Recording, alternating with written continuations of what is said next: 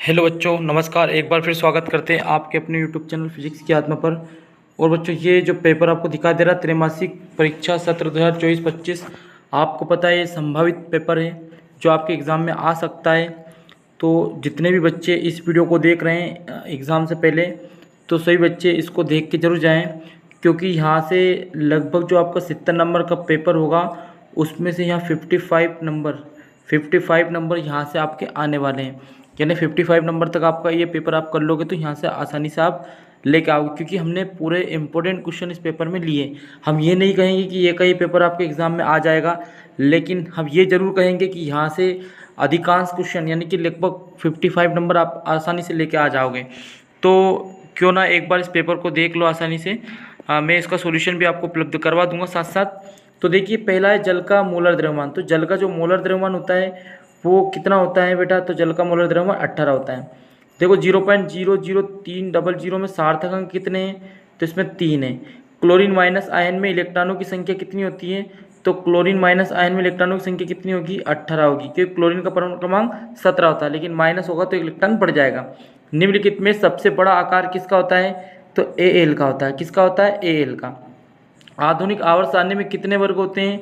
तो आधुनिक आवर्त सारणी में वर्ग की संख्या होती है 18।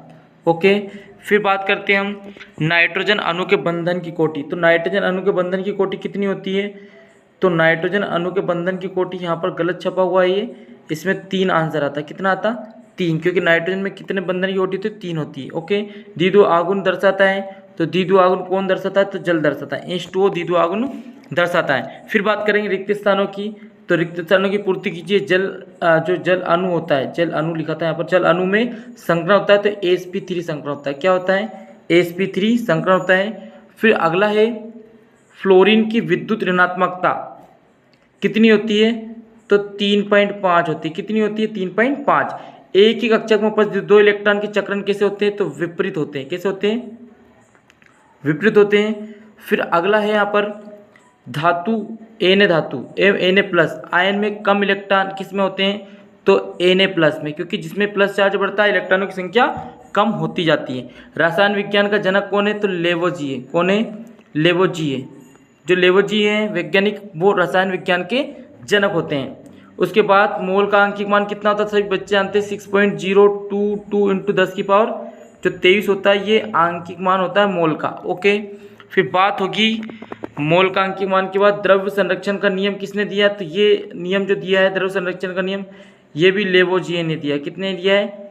लेवोजिए ने ही दिया है। ओके, अब जोड़ी देखते हैं। तो जोड़ी बिल्कुल आसान है। डाल्टन जो है, डाल्टन ने क्या दिया है? तो परमाणु सिद्धांत दिया है। ओके, मैग्नीशियम जो होता है इसका परमाणु क्रमांक 12 होता है। ओके, बेरिलियम जो होता है परमाणु क्रमांक 4 होता है। लाइमन जो श्रेणी होती है, जो सबसे प्रथम श्रेणी जो कि यूवी प्रकाश में पाई जाती है। अभाव जो होता है इसको N+L नियम कहा जाता है। और CH4 जो होता है, CH4, तो CH4 में ध्यान रखना संकरण पाया जाता है sp3। ओके, उसके बाद द्विध्रुव आघूर्ण की बात यदि हम करें तो ये E/D होता है। क्या होता है? E/D। ओके, आपको समझ में आई होगी जोड़ी, आपने सही से इसको समझा होगा। तो अब बात करेंगे एक शब्द की। तो चलिए एक शब्द की तरफ चलते हैं। पहला है समान प्रकार के एक मोल बंधों को तोड़ने के लिए आवश्यक ऊर्जा की मात्रा जो होती है उसको क्या कहा जाता है? तो उसको बंध ऊर्जा कहा जाता है। क्या कहा जाता है?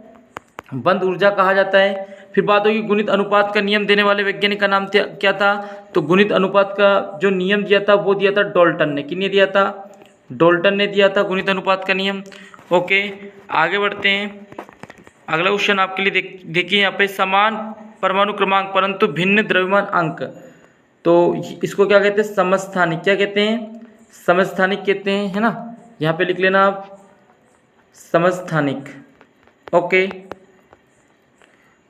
अगला है डी ब्रोगली। डी ब्रोगली समीकरण सभी को पता है। लेमडा बराबर क्या होता है? H/mc। क्या होता है? H/mc। उसके बाद मैग्नीशियम में कितने प्रोटॉन होते हैं? तो आप जानते हो जो मैग्नीशियम धातु होती है इसमें परमाणु क्रमांक कितना होता है? 12। तो जितना परमाणु क्रमांक होता है वही प्रोटॉन की संख्या होती है। तो प्रोटॉन कितने होंगे? 12 होंगे। इसके बाद है अगला क्वेश्चन, सर्वोत्तम विद्युत चालक धातु कौन सी है? तो ये सिल्वर होती है। सबसे विद्युत चालक धातु कौन होती है? सिल्वर। उसके बाद पूछा गया यहाँ पर वैज्ञानिक संकेतन में लिखना है। जैसे क्वेश्चन नंबर 5 है, ये 2 नंबर दे रखे हैं, इनको वैज्ञानिक संकेतन में बदलना है। उसके बाद निम्नलिखित सार्थक संख्या बतानी, इसमें सार्थक संख्या कितनी है, जैसे इसमें कितनी है 4, पॉइंट के बाद जो नंबर होते हैं वो सार्थक होने चाहिए, जैसे पॉइंट के बाद सार्थक कितने, इसमें ये 3 नंबर दिखाई दे रहे हैं, तो इसकी सार्थक संख्या कितनी हो जाएगी 3। उसके बाद देखो न्यूमेरिकल टाइप क्वेश्चन है, तो आसानी से कर सकते हैं। स्थिर अनुपात का नियम, परमाणु संख्या से आपके समझते हैं, अपवाह का नियम, एक तत्व का परमाणु क्रमांक 13 है, इसका द्रव्यमान अंक 27 हो तो इलेक्ट्रॉनों की संख्या ज्ञात करना है आपको। उसके बाद समभारिक से आपके समझते हैं, परमाणु क्रमांक 17 18 का इलेक्ट्रॉनिक विन्यास, डोबेराइन का त्रिक नियम, सम इलेक्ट्रॉनिक आयन से आपके समझते हैं, आयनन एंथैल्पी क्या होती है, CO2 तथा H2 में कुल संयुक्त इलेक्ट्रॉन ज्ञात कीजिए, Sp अतिव्यापन से आपके समझते हैं, Sp3 संकलन से आपके समझते हैं, द्विध्रुव आघूर्ण क्या है, ठीक है। फिर एक न्यूमेरिकल क्वेश्चन देख लीजिए, अनुभिन्नांक, इस टाइप के क्वेश्चन आपको यहाँ से अधिकांश क्वेश्चन आपके एग्जाम में आपको मिल जाएंगे, ठीक है, क्योंकि बहुत ज़्यादा IMP क्वेश्चन हम हर बार लेके आते हैं सीरीज़, और वहीं से सारे क्वेश्चन एग्जाम में आते हैं, चाहे वो त्रैमासिक परीक्षा हो, अर्धवार्षिक परीक्षा हो या वार्षिक परीक्षा हो। अधिकतर हमारा जो प्रेडिक्शन रहता है वो बिल्कुल परफेक्ट बैठता है, और आपका विश्वास हमारे ऊपर इतना बना हुआ है, इसलिए हम आपके लिए IMP क्वेश्चन हर बार लेके आ जाते हैं। देखिए अगला है 3p4 में चारों क्वांटम संख्या NLM ज्ञात करना है, हाइड्रोजन स्पेक्ट्रम कौन कौन सी श्रेणियाँ प्राप्त होती है उनके नाम लिखना है, ठीक है। CO3 का जो कार्बोनेट आयन में अनुवाद को आपको, अनुवाद नहीं है सॉरी अनुनाद है, क्या है ये अनुनाद है, अनुवाद लिखा गया यहाँ पे।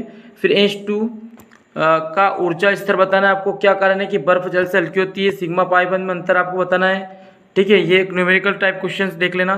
द्रव संरक्षण के नियम से आपके समझते उदाहरण देना है आपको। नाइट्रोजन N2 का ऊर्जा स्तर का आरेख बनाना है, और Sp2 Sp3 संकलन को उदाहरण सहित समझाना है। तो आई होप सभी बच्चों को समझ में आया होगा। यदि आपको इनमें से किसी क्वेश्चन का आंसर चाहिए या सॉल्यूशन चाहिए तो आप हमें बता सकते हैं, और किसी टाइप की आपको हेल्प चाहिए तो हम आपको उपलब्ध बिल्कुल करवाएंगे। तो बच्चों आप बिल्कुल जो आपका त्रैमासिक का पेपर है, ठीक है, उसको अच्छे से देना है आपको, क्योंकि यहाँ से मैंने बोला आपसे 50 नंबर के लगभग आपको यहाँ से 50 से 55 नंबर आप आसानी से लेके आ सकते हो यदि इस पेपर को सही से करके जाओगे तो। ओके बच्चों, फिर मिलते हैं जब आपका पेपर होगा, उसके बाद हम सॉल्यूशन लेके बिल्कुल आएंगे। तो सबसे पहले आप इसी चैनल पे आ जाना, जैसे एग्ज़ाम हो जाए उसके आधे घंटे 1 घंटे के अंदर हम आपको सॉल्यूशन भी उपलब्ध करवा देंगे और बताएंगे कितने नंबर आपके पेपर में आए कितने नहीं आए। धन्यवाद, जय हिंद।